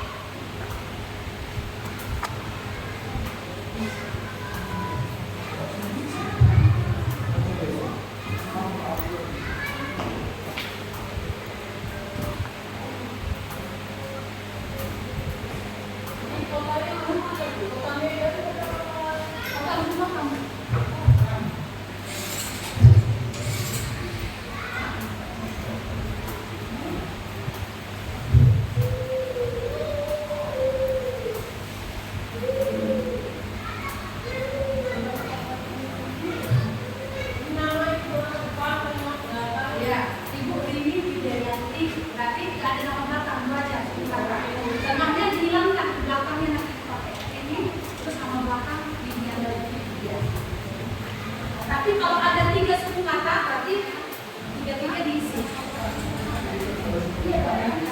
Harganya di belakang. Iya, banyak banget. Bapak tadi apa? Nanti Bapak yang pertama sama yang belakang, tengah-tengah kosong.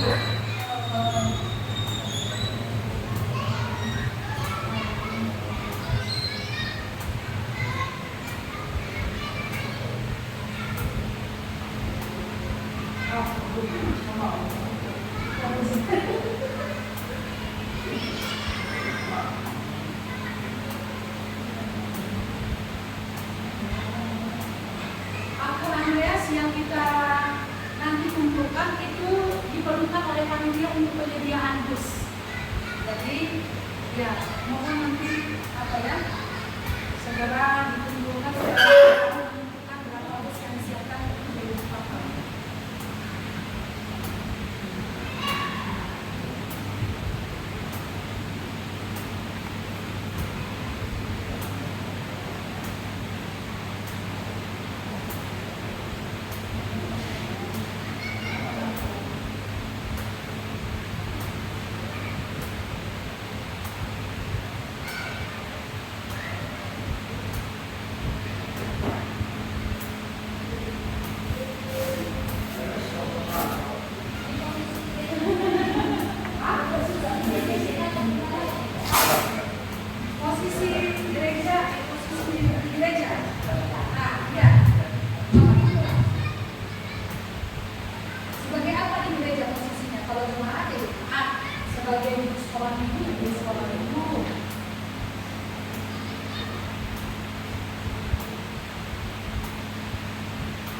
Mungkin Bapak Ibu bisa nanti isi itu posisi lain, majelis misalnya, ya, karena bukan lembaga senior, bukan koordinator pemuda. Sebenarnya bisa bawa koordinator pemuda.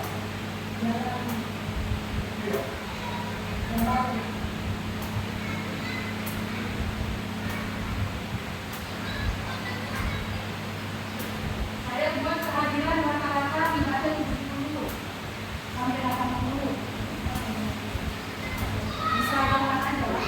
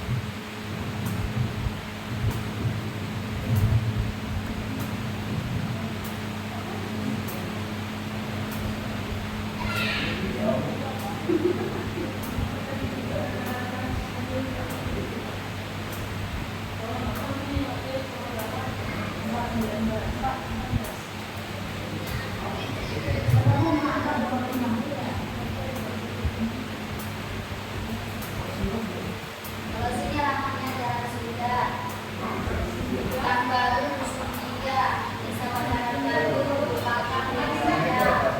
Alamatnya. Hah? Jurusan sama Gereji. Yang itu di besar sama kayak sedikit. G, Desa G, Gang Baru. Nomor Barat di Sumatera.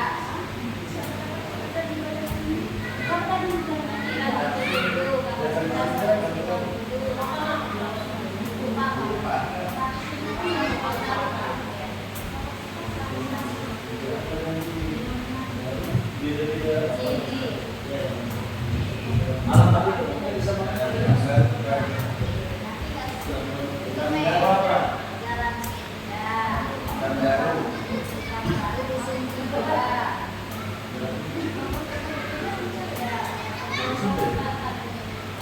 Oke Bapak Ibu, tiganya di mana? saya minta kita ya 1 minggu ini menghafal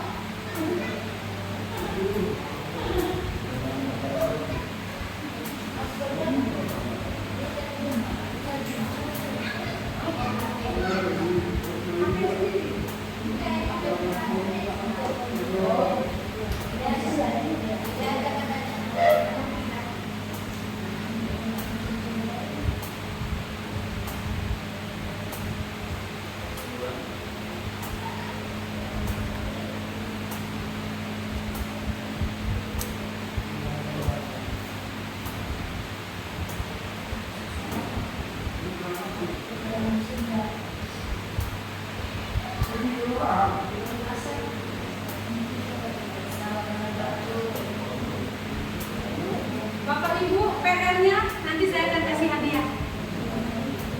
Ya, PR-nya 4 ayat. Halaman berapa ini ya? Yang bagian terakhir, halaman kedua bagian terakhir ini buku biru. Ya, 1, 2, 3, 4 menjadi hafalan kita sampai hari Senin. Ini nih. 1, 2, 3, 4 ayat hafalannya. Gak ada halaman. Ayat-ayat kartu, ayat hafalan.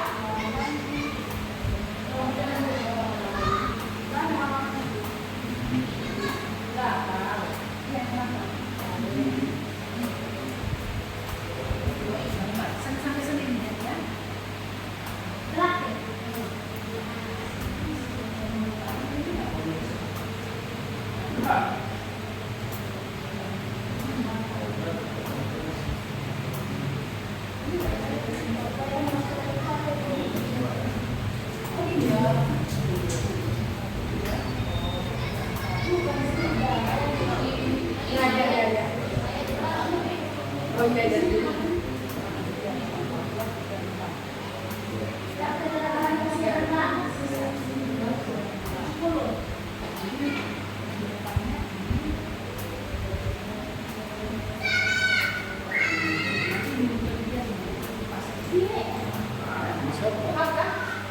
Ini, belum dikasih ya?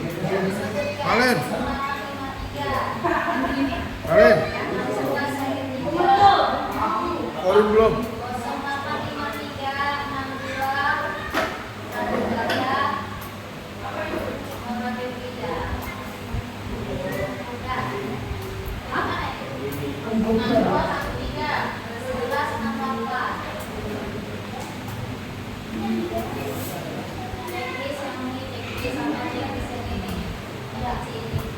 Yang di atas pria, di bawah itu bahasa Indonesia. Inggris. Sudah. Mengumpulkan lagi kan? Apa ada Ayo udah jadi itu bahasa Indonesia. Tadi bagi tempat kan? Ayo potongan jangan Ada di ya. belakang sini. Yang kedua, Indonesia. Tadi kita segitu kan? Siap nih. Yang dalam pertanyaannya dengan bahasa Indonesia. Jadi bahasa tradisional. Ada bahasa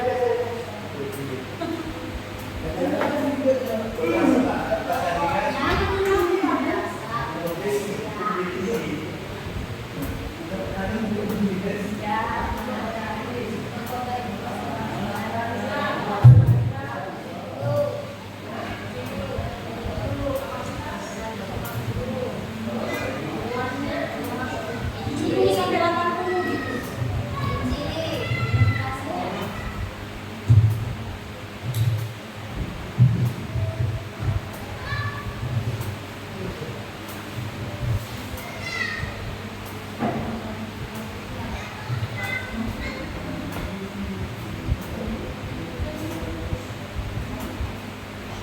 Ada kalau si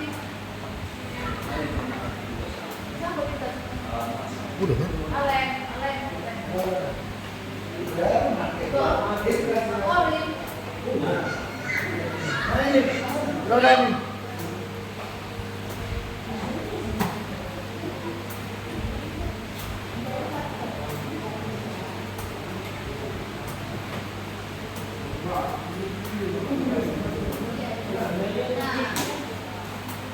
Bagaimana ada email?